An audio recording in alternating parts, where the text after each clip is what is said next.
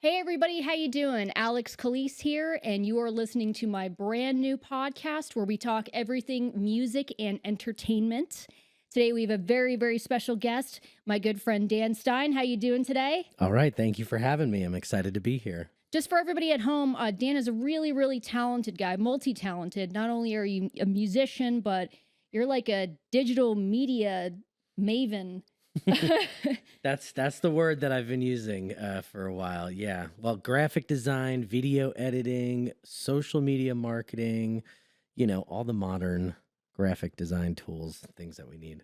So I'm going to have to hire you to do all of the editing and everything after we do this episode. Is that cool? I'm in. Okay. I'm going to put you right to work. And what about you? I mean, you're doing the whole thing. You're scripting this, you're interviewing people, you're editing everything yourself. Yes. So, and you're going to market and promote it yourself. Yeah, so I guess maybe I am too. Maybe we're both digital media mavens. Yeah, and it's the 21st century. You have to be good at everything and you have to do it all yourself. Oh, absolutely. That's why I wanted to bring you here today, because you're a musician and you do all of these other things in the digital sphere, and you're doing it while also being a dad. You have a girlfriend, you have your band, you have work. Like, how the heck do you manage all of this stuff? Well, I smoke a lot of weed. That's one of the management tools that I use. Okay. And I keep a pretty positive attitude about things. Because it is really stressful. It's really overwhelming. I've tried to work with a therapist, but it's pretty hard. Like, I feel like it would take a lifetime just to kind of get really deep into the weeds of how complicated it is to be a musician and a creator, a content creator in 2024. It is not a simple thing. And as we were talking about before, it feels like we're all creating for the algorithm. Yes. More than we're creating for ourselves.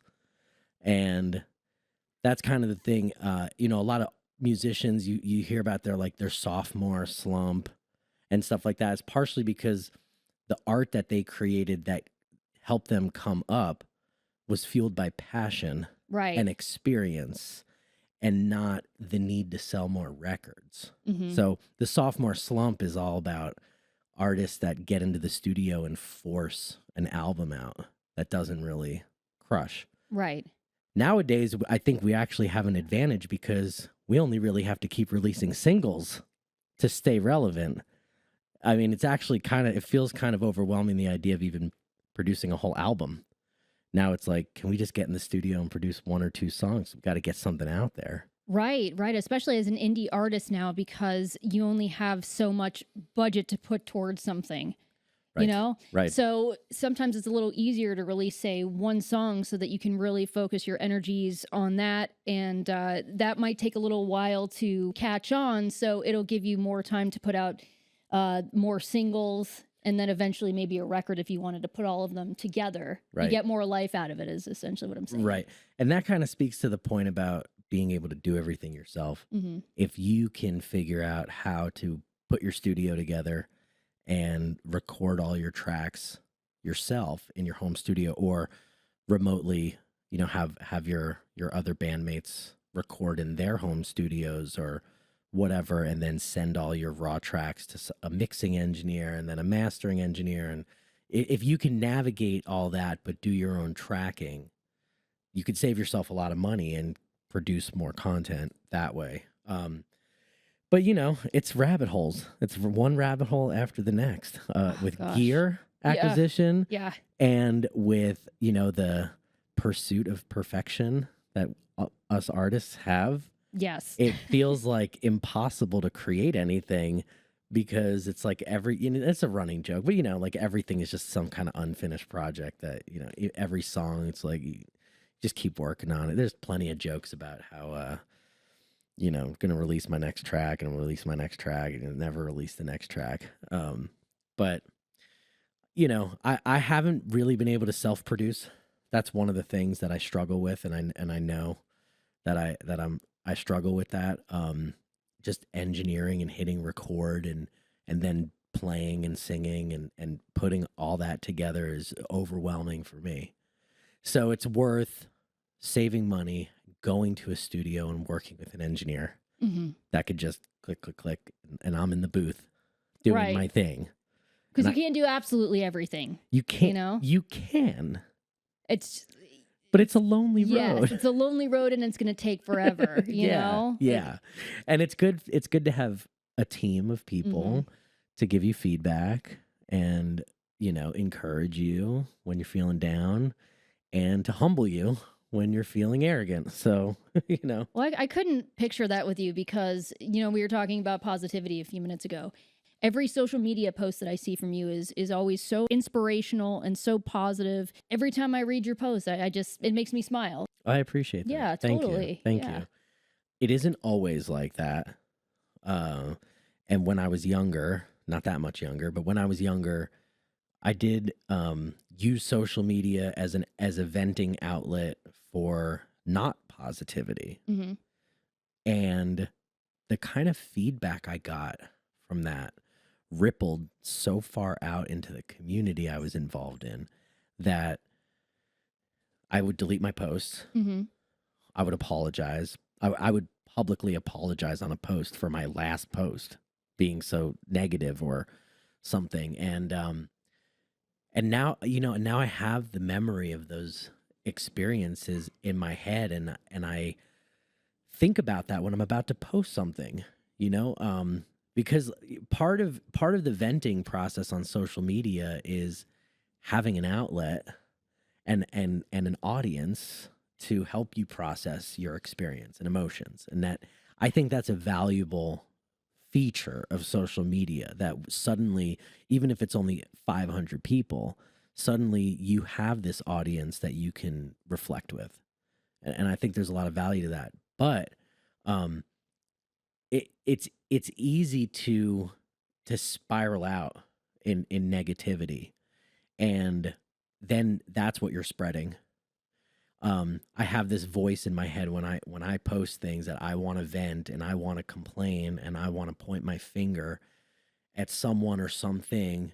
I imagine the kind of reactions that I'm going to get from people, and the kind of negativity I'm going to encourage. And where's the value in that? It's like you just have this like group negativity session, and there is nothing productive about that. So I process that before I post something, and then I'm like, okay, how can I intentionally look at the positive side? So if I'm thinking I'm angry because so and so said this thing to me, and what they said to me, um, hurt my feelings or challenged me, or made me think about something that, in a way that I hadn't looked at it before, or I disagree with them, and I try to look at, what's the answer? What's the solution? If I want to change because of that, or if I want them to change, what's the positive outcome I'm looking for from this feeling, this negative feeling, this experience?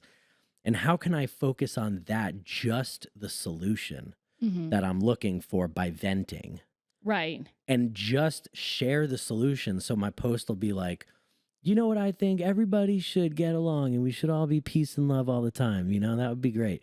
It's like, instead of screw that guy for what he said to me, because that really pissed me off. And I can't believe he would say something like that. I thought he was my friend, Hmm.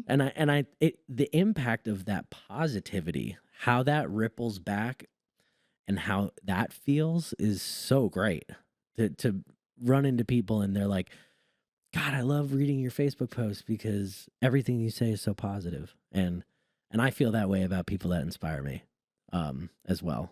No, for sure. But then we were talking about sometimes there are negative things that can come from that, in the regard that everyone's always expecting you to be up. Oh, And yeah. when you're not up, it's almost like disappointing for them. But Well, it's like, you're a yeah. human being, you should be allowed to be upset sometimes too.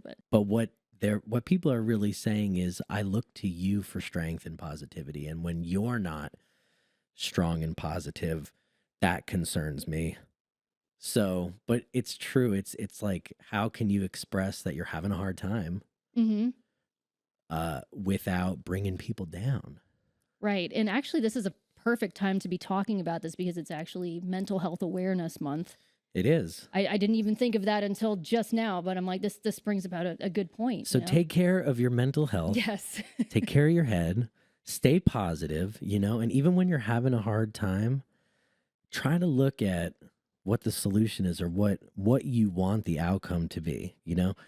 Your boss is giving you a hard time at work, and you're stressing out, and they want you to do more work, and you're not getting paid enough, and you're so worried that your life is meaningless and you're just a corporate slave. And it's okay, because it's temporary. The job Right. is temporary, the stress is temporary, and you have to look over that and say, I'm going to get to the weekend, I'm going to have fun, I'm going to get a new job, or whatever Right. keeps you motivated to keep moving forward. Well, speaking of being a corporate slave, Yes. we're going to talk a That's what little we bit do. about what you do, but having a corporate job, what does that afford you as a musician? Because a lot of people think that, once you get a corporate job or a full-time job, anything like that, that your music career is open or is over. But you've disproven that, obviously, because I see how many things that you do. How can you do both, I guess? Can you do That both? is a great question. It is definitely possible to do both. And I think, I resisted corporate up until a year ago. This is Me my too. this is my first, and it's still scary now, and I still resist it. I still think to myself, man, do I really want to do this? Hmm. Um, but to answer your question simply, before I elaborate, um, being able to pay for studio time, being able to pay engineers, being able to pay professional musicians. When you have a vision and you have an idea of what you want your band to sound like, or your music to sound like, or the types of shows that you want to play, and you're the one driving that vision, you end up inviting people, because if you don't have money, you end up inviting people into your vision that you believe or hope share your vision, or share a similar idea of the path to get to that goal. And what I found before I started really investing money into my own projects was that I was trusting all the wrong people, Hmm. and I wasn't protecting my art and my creative, um, intellectual property, my ideas and my plans, and my relationships. I wasn't protecting them by inviting people that I haphazardly trusted to join me on this musical journey. But I did that because they were the only people I knew that were willing to say yes Hmm. to playing for free. Right. So while you may not have freedom in some senses, you have a lot of freedom in the financial sense, at least. Right. To That's the the whole freedom to choose, that's the whole thing. So now having the job, which, it still isn't like I've got a huge bankroll to fund a ton of stuff, but it's enough that, every month or every couple of months I get to look at, what do I want to do? Do I want to go record a song or two, spend, a couple grand on engineers and musicians, and do it the way I want to do it? Or we're going on a tour. My band Shambhala, we're going on a 4-night Arizona run. I moved here from Arizona, so it's been 3 years since I've been back there, and I had bands out there, and I'm excited to get back there. And I'm bringing my LA band to Arizona, and that's costing a few grand. We're getting Right. Airbnbs, and there's gas, multiple cars, people. There's musicians we're paying for the gigs, and it's all these expenses. And from the outside, people that don't spend money on their dreams and visions when it comes to music look at that and say, "You're making a mistake by spending all this money. You're not going to make it back."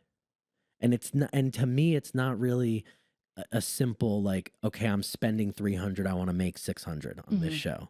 It's not like that. It's like, I'm going to be spending tens of thousands of dollars to create the art and the band that I want to create. And hopefully, on the other side of all that work and investment, is not only a product that I'm proud of sharing, but also, a story that is interesting, and a group of people that are talented and interesting enough to build a following. Well, obviously you've had some success with it because you even had a single that was on Spotify, right? On the jam band. playlist. Was Yeah. that what it was? Yeah, we got a single now, and that's funny you bring that up. I was thinking about that earlier today. I want to chat about this. This is one of those DIY things where everybody thinks it's impossible to get ahead unless you have management, booking agents, PR team, like all that. I spent hours just watching YouTube tutorials on how to distribute your own music using DistroKid, primarily DistroKid, and how to market your music and how to get it on playlists and what are some of the do's and don'ts.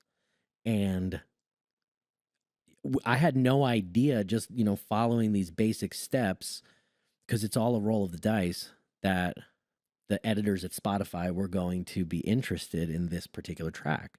Well produced, great equipment, expensive equipment to produce the song, which may or may not be a part of, the quality of the recording may or may not make a difference. I think it does ultimately. We had a producer on that track.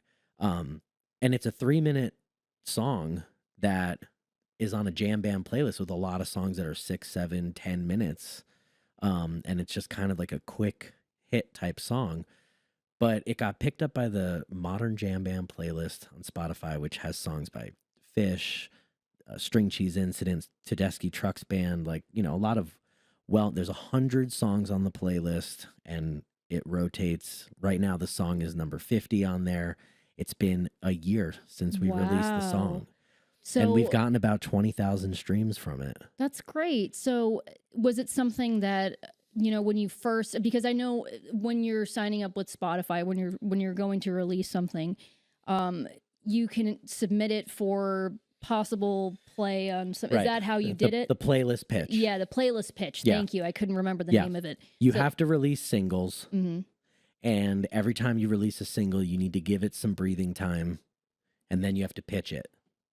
And I watched YouTube tutorial after YouTube tutorial. I was reading blog posts about best practices for how to pitch your song for Spotify playlists.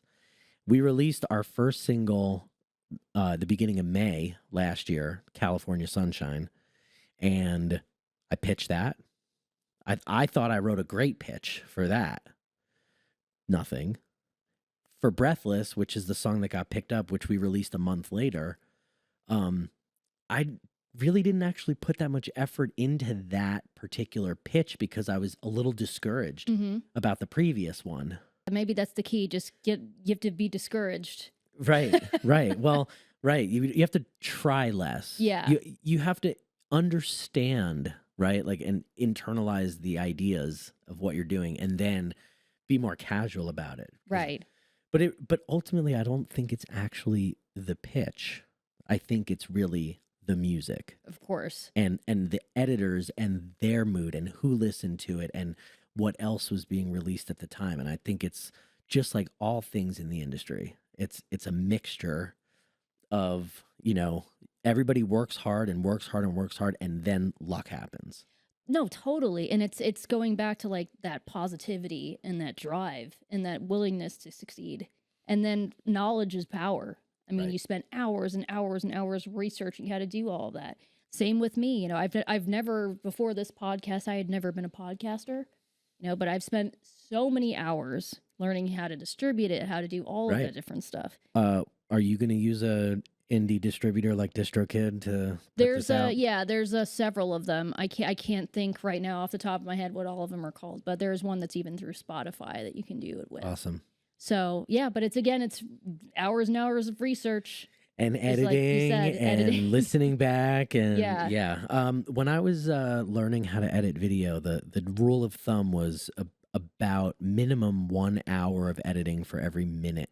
Oh yeah. Of finished product easily, and it's probably more than that.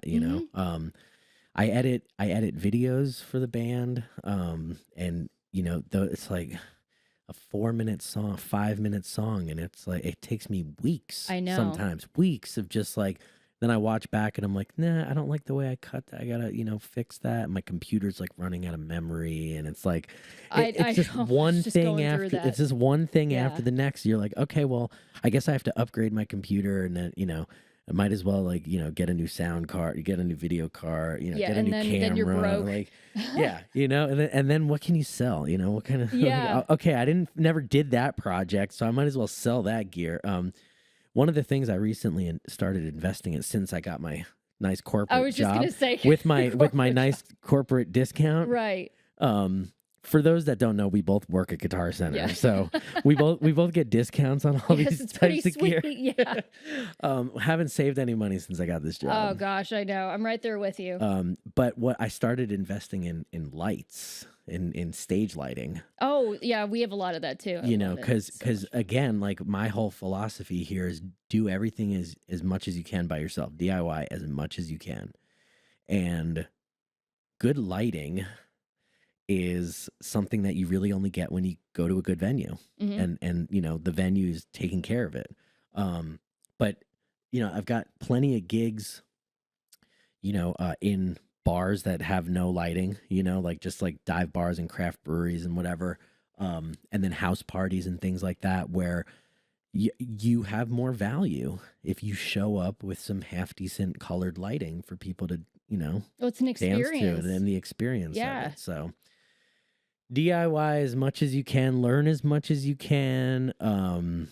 You know, what else you got for me? Well, I was going to say with the corporate job, what's great too is, having the ability to hire out more people like we were just talking about. Even with this, I have someone else that assists me towards the end of my editing process that I use from Fiverr. Okay. And oh my gosh, I've been using that service like freaking crazy. So For mastering? no, not for mastering, but for editing, like video editing. I found a Right. great guy in India that does that. I've used Fiverr for a variety of things. I've used music Fiverr. videos. I started selling my poster art services. I make posters for every show that the band does. Oh my God, what So- don't you do? We'll even run the entire audio mix from like the place where I'm singing and playing Oh my guitar. gosh, wow. From my iPad or whatever.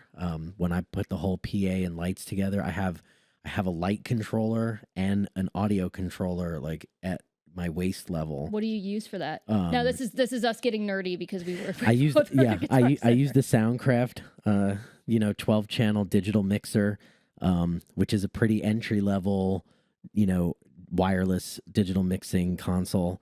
And then the Venue Tetra Control lighting system, which is a new private brand through Guitar Center, Ah, and it's a handheld controller that has dials and buttons. It looks just like that kind of. okay. And the dials are like the speed of the lights, and the buttons are like the programs or whatever. And there's like 30 different like color moods.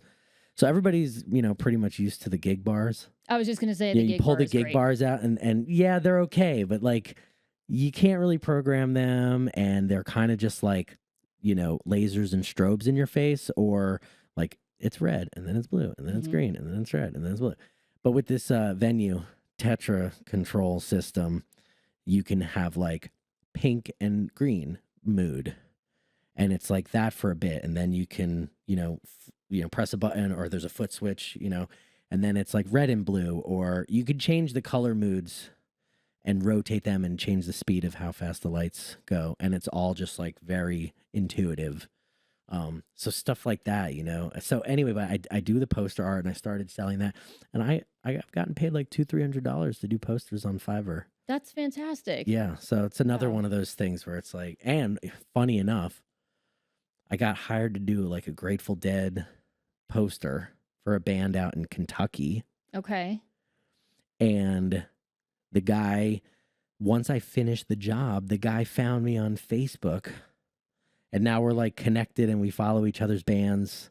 Oh, that's awesome. And it's like, yeah, it's like so weird, but like, that's kind of the Grateful Dead culture. Yeah. Everybody's just like, be kind, be friendly, or whatever. It's fun. It's a wild journey. And it's not all glitter and gold.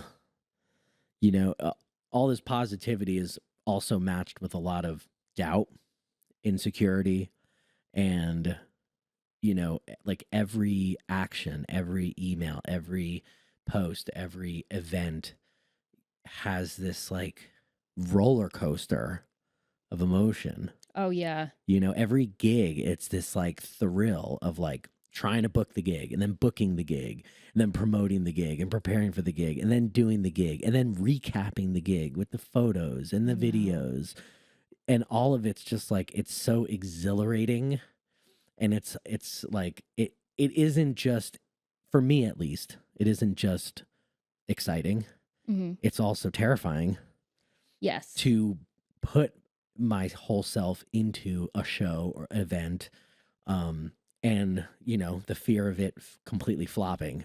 You know, I think my biggest fear is playing for an empty room.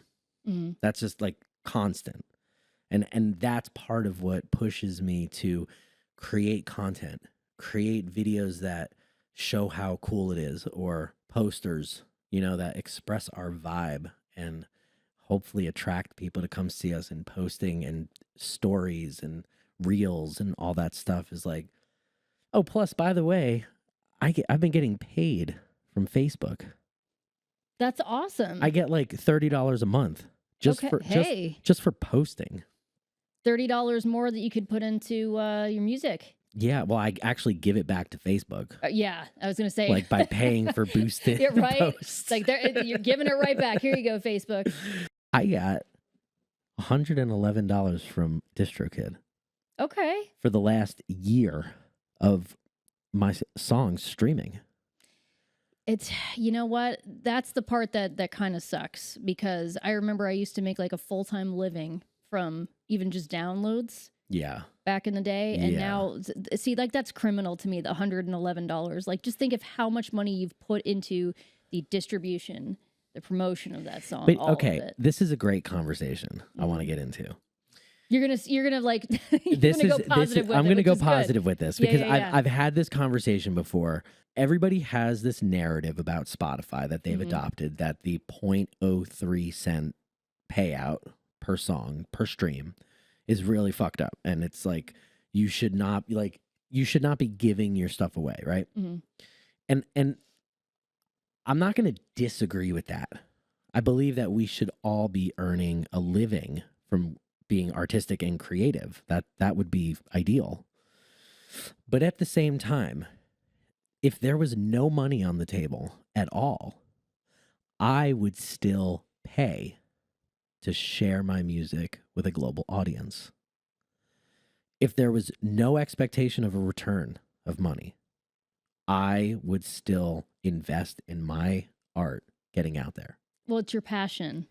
And that to me is like the idea that I'm owed something comes from, to me, it comes from this like sense of entitlement.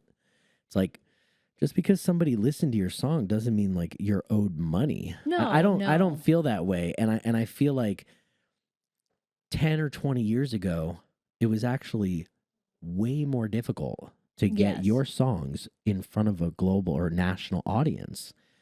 Even if you got $1 every time it played on a radio station, which you didn't, by the way. Mhm. A lot of people started out by giving their CDs to college radio stations and, I remember. and begging them to play your song Mhm. for an audience. So now we have this like huge platform that, you know, people think is evil. Like Spotify is some evil platform. No, I don't think it's evil. I definitely A lot don't of think people. it's I mean, like evil. you saw big Weird Al's. Did you see Weird Al's commentary about how much he earned from Spotify royalties? No, I'm sure it's great. It's hilarious. I mean, you know, the guy's got mega millions of hits, and he's made millions of dollars from legitimate industry gold records and stuff. Mhm. And you know, he banked like a $12,000 check from Spotify for, you know, millions of streams, millions and millions of annual streams that he has on his song. He's still getting millions of streams on Bad, you know, you know, whatever. And it's like, and he got $12,000, and he's like, this is highway robbery. Mhm. This is highway robbery. But the way I look at it is, dude, you're still relevant. I mean, I grew up on your music because my dad had your CDs. Right. My kids are not listening to my dad's CDs of you. So the fact that you're still relevant and getting some money out of it is kind of cool. I mean, that's at least my perspective. So for me, like, I have no audience. The fact that I was able to get 20,000 streams on my song as a brand new band, and I got $100. I mean, yeah, it's chump change, for the thousands of dollars I spent to produce it. But that you have to leverage each win and build on it to get your next win. Right. So that song getting 20,000 streams is motivation for me, and it's juice for me to book better gigs. And booking those better gigs is putting me in front of a different audience and connecting me with different musicians. And then those musicians, eventually I'm going to connect with management agencies. And one thing leads to another. And getting, I just pitched my band for a show today, opening up for a touring band. And I put in there, featured on the Spotify Modern Jam Band playlist. And it's just another thing. And I spent money. To be in that world. And I don't expect any of it back. Right. From streaming. I don't expect any of it back. If I invested in CDs and I was bringing them on tour with me and they weren't selling, I'd still give them away. Mm-hmm. I mean, that, like, we've all always been like that. So the attitude about Spotify and the idea that we're not getting enough money, I mean, I think it just comes from, like, the fact that the algorithm encourages the rich to get richer, I don't think Ed Sheeran should make as much as he's probably making, or Taylor Swift shouldn't necessarily make as much as they're making, even though they have all those streams. It's like the algorithm is kind of tailored towards encouraging highly streamed artists to be streamed more. Mm-hmm.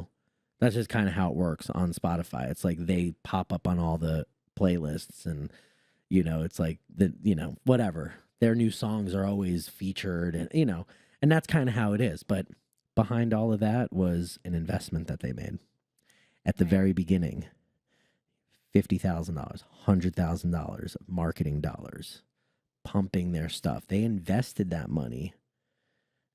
I'm not doing that. Mm-hmm. If I was, I'd be getting further faster. Right. And you wouldn't be That's my rant. working. Yeah, right. You wouldn't be working the corporate job. But hey, like, there's Can't something. wait.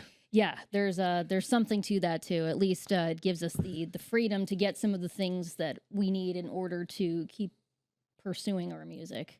I wish it were different, but hey, that's where we are now. I talk a lot about AI on this podcast because I'm really curious as far as what people's takes on it are, because I think there are a lot of great attributes, and then there are some that, are scary to me. So you seem to err more on the side of positive. Kind of explain to everybody how you use AI, like, on a daily basis, and what you think of it.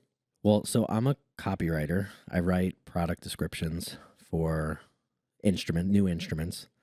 And I use AI software to assist in the generating of product copy. And I use AI in my daily life now for task management, for, like, writing emails and summarizing notes and things like that. In terms of the work that I do, I use it to, like, assist in writing basically, because without it, I can, only, like, creatively write so much copy. But, I'm at the point where I can, like, write product descriptions for, 50 to 100 guitars a day. With, these are like 4 or 5 paragraph descriptions of these products. So that's one thing, which is just like, and I think everybody can agree for the most part that as something that has no, soul, essentially, it's a valuable tool for, like, calculations, for processing, for repetition and things like that. And people have a big fear that AI is going to take jobs, that I've found in my line of work as a writer that AI cannot be unedited. It has to be edited. Right. There has to be someone that is smarter or has the vision or the idea of what you want it to say. Because if you let it go unedited or unchecked, then it's going to misrepresent you inevitably. Because, you just feed it prompts and then Right. it has a lot of creative license from that point. But that said, you can easily, just be like, nah, just kind of say it a little bit like this, or, forget that one idea, take that out and put this in, and then we're good to go. So it's just really extremely efficient. So I don't think it's necessarily going to take too many jobs away, in the sense of like that the majority of the tasks that it can do quickly, repetitiously, efficiently still need to be, governed by human beings. We still need to like be telling it what to do and checking its work and reading over every line, making sure that it doesn't have 6 fingers on one Yes. hand. That's the greatest example. But to take it a step further, as a musician, as a creator, as an artist, I have started to use it to help me get my art out there better. I use it to write pitch emails.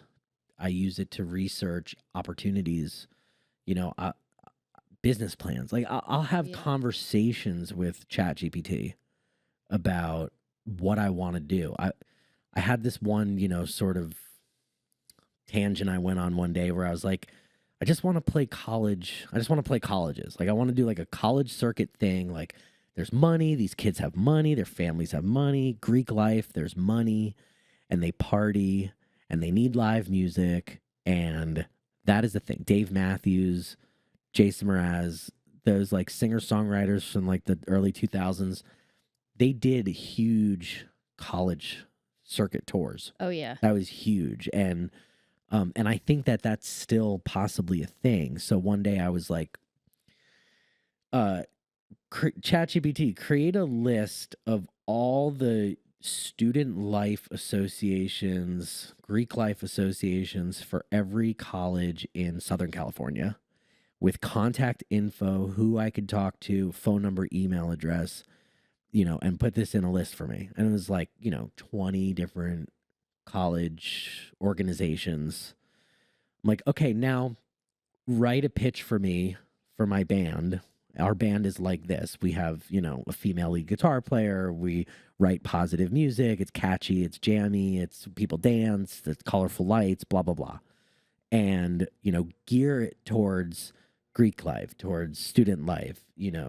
These are some of the ideas that I have. If I tried to write all those emails from It'd scratch, take you forever. I wouldn't do it. Maybe I'd, pay someone, there's so many musicians out there, oh my God, who just like hire people for like Yeah. $15 an hour, $20 an hour. And they're like, write me an email and get me a list. And it's like, now it's free on ChatGPT. You could just ask it. It's your personal assistant that, that does all this writing for you. Long story short, I didn't get any of those gigs. I did send out about 15 emails that night. I use it to write social media posts, to promote shows. I find that there's a lot of value in the AI. Admittedly, okay, this is a big confession. I'm about to step into the confessional here. Okay. Excuse me, Father, I've sinned. But I recently wrote a song and I did ask ChatGPT to help me Oh, okay. create lyrics from an idea that I had. Mm-hmm. And like I said earlier, you can't let it just do its thing. You have to edit everything. Right. So I'd say the final product that I came up with, which is a song that I, made a bootleg recording on my phone and posted online and was like, hey guys, I wrote this. And like 1,000 people watched it on Facebook, which was pretty cool. Yeah. For, a solo dude with a guitar. But I'd say probably like 50-60% of the lyrics were AI created. That's awesome. But that wasn't enough for me to say this was an AI generated song. Mm-hmm. I wrote the music. I came up with that melody. I know there's software that will do all of that for you now. but it was nice for me to be like, give me lyrics about A, B, C, and D. And it kind of like just got like, it was easier for me to edit lyrics Mm-hmm. and change them and adapt them and then fill in the blanks than looking at a blank page and being like, I want to write a song about something. Where do I even start? Well, that's what's really nice about ChatGPT, especially when it comes to copywriting and all of that stuff. I mean, I've even used it to come up with campaigns for as a musician. Or we were talking about this earlier. I confess. Now it's my turn to confess. Okay. Yeah, your turn to confess. Because ChatGPT is so great with coming up with titles. I've used it for the podcast. Oh yeah. What do you think about it? The whole ChatGPT? Yeah, the whole AI thing. I was telling you a little bit earlier, the more that I find out about it, the more I like it. You know, the more programs that I find that are being offered, the more I think it's cool. It's just, I fear that it will take away some jobs, but I'm trying to be optimistic about it. Because like you said, it's not there yet. You still need to edit it. It's not, Right. You can tell most of the time when something is written just by ChatGPT, especially when it comes to gear. Oh yeah. It gets weird. It gets weird. Yeah, it gets real weird. It thinks it knows the right voice. Here's an interesting one. The software that I'm using will often refer to a particular guitar technique as a dive bomb. Mm. You know what I'm talking about? Yeah, like, of course. "Whee!" Right. And one of my coworkers was like, that is not an official term. The official term is glissando. But they were like, it's the kind of thing a dude bro would say. Like, Really? Like a dive bomb, like I say don't- dive bomb. Yeah, I'm I a mean, dude bro. yeah, we're dude bros here. But it's one of those things where I think that the AI tries to be colloquial. It tries to use, slang terminology, and sometimes it nails it, and sometimes it doesn't. Oh, It's way no. off, and that's another reason why it's not taking jobs away. I personally think that all it's doing is eliminating some more basic level jobs Mhm. and tasks, really, and enabling us to focus on higher level tasks or productivity and efficiency. It's just it whatever. I mean, there's plenty of things I wouldn't do now if I didn't have. I've come up with a couple business plans that are pretty solid that I think could maybe come to life at some point. 10-page business plans with budgets and stuff like that, and it's like I've done that in the past. That's how I was able to use ChatGPT to do it, because I have the experience of having done it manually years ago, and it took weeks Mhm. of going back and forth with advisors and and a bookkeeper and looking at the budgets and being like, is this realistic? Is this reasonable? And now I'm just like, okay, is this a realistic budget? Like what if we take 20% of the expense out of here and put it towards here, and I really have this other goal. It's like my thoughts are so scattered when I go into ChatGPT, and it handles it like a pro. Like Oh, yeah. everything I'm thinking and I put out there, no matter how chaotic and disorganized my thoughts are, it comes back at me, and it's like, well, that looks good. Okay, yeah, I'm gonna send that. I mean, if you're a musician and you're not using it, I mean, like, get on the boat, man. Yeah. Seriously. Totally. Or Have you I how have you found it helpful so far in your process with putting this podcast together and editing and soon hopefully promoting? well, on the promotion side, I would say that it's helped me come up with campaign strategies, titles, like idea. we were just talking about. Right. Sometimes topics. What's your favorite title so far? My favorite title. Oh man, I can't. It was a recent one. It was so good too. I wish I knew it off the top of my head, but it was just so eloquently written. And I like to think of myself as a good writer. I'm like, damn, that's good. Yeah. But yeah, I've used it for so many things, even as a musician, social media campaigns, hashtags, outlines. Yep. I mean, you can use it for literally anything. Well, I think, AI is just cutting edge technology. It's brand new. How it's been like a year or two that ChatGPT's been out. And we are all innovating and co-creating it together right now. So My recommendation to everybody out there, especially if you're a musician and content creator, is to get on the ball with ChatGPT. Oh Like, yeah. it's free and it's really helpful just for managing daily tasks, and you could just give it a list of things that you want to accomplish and ask for some advice.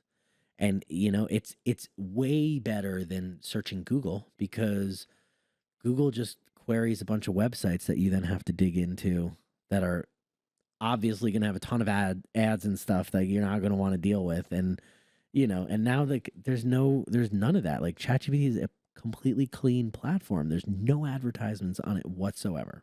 Yeah, it'll be interesting to see where it goes.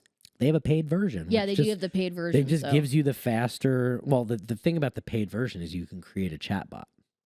So, and a chatbot is basically a hyper focused personal chat GPT, program that you can create by telling it what you want. So it'll be like, okay, what do you want your chatbot to be? And I was like, well, I wanted to like rewrite, A into B specifically. I wanted to rewrite A into B. And this is what A is going to be like. And this is how I want B to sound. And then you don't have to prompt it every time. You just teach it to do that. That's then you cool. just paste in A and it spits out B. How much is it per month? $20. Ah, interesting. Yeah. Okay. So it's really helpful. I've created like 4 or 5 chatbots that are just like specific functions. It can take PDFs and Excel files and translate them into a paragraph to summarize. It's incredibly valuable for everybody. So get on the ball with ChatGPT, because it's open source software. So it's just, figure out how to work it for yourself to make it valuable. And you get, with the paid, you get Dolly, which is their I love Dolly. their graphic generator. So, and that's a questionable thing. That's one of the things that my mom was saying she's not a fan of with the AI, is the fact that people can put out fake images That's not cool. of things, of celebrities doing things that they didn't do. Right. And suddenly we're creating. But then again, like, when I remember growing up and going to the grocery store, and at the aisle, the checkout counter, there's like tabloids, Mm-hmm. and I'd see like a picture of like Will Smith with an alien or something, and it's like completely fake. Like, obviously, Haven't you seen Men in Black? right? I mean, right? But like, it's just like the type of production it is, the newspaper, like the way it looked, Right. like it's fake. It's just fake. But you can't always tell was AI. With AI art, Yeah. you can't always tell, what's real and what's not real. So that's questionable. Dan, I think this is a really great place to stop. I've learned so much just in the last few minutes, especially, about ChatGPT and all the different things that it can do. I wasn't aware of some of the things that the paid version especially did. Yeah, it's awesome. And I'll just give you one more takeaway, which is keep a positive attitude about everything and focus on solutions, because even if we're concerned that ChatGPT is going to take our jobs, or AI is going to take jobs, or that fake news, whatever, like whatever we're worried about, that we're going to play for an empty room, or no one's going to, we're wasting money on our art, whatever. You hate your corporate job, like whatever it is. We love our corporate jobs. We absolutely love corporate job America. Whatever it is, if you keep a positive attitude, you are more likely to attract more positive things into your life. Success, abundance, happiness, and joy. You are the master of creating all of that. And that's the biggest thing I've learned in my life. The spiritual journey that I'm on is where energy attracts like energy. And that's how we all got here. So that's a great thing to end with. Wow, fantastic. all right. I love it. Well, Dan, thanks for having me. absolutely. Yeah. Thank you so much. And for all of you guys back at home, make sure to smash that like button, smash the subscribe button, and we'll see you next time.